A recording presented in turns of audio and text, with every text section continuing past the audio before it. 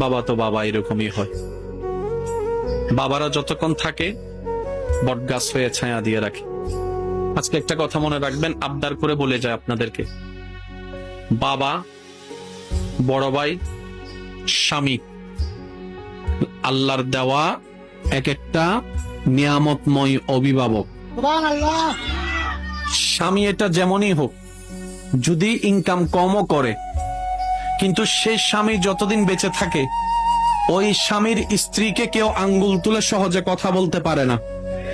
বাবার ইনকাম কম থাকলেও ওই বাবা যতদিন বেঁচে থাকে সন্তানদেরকে কেউ আঙ্গুল তুলে কথা বলতে পারে না।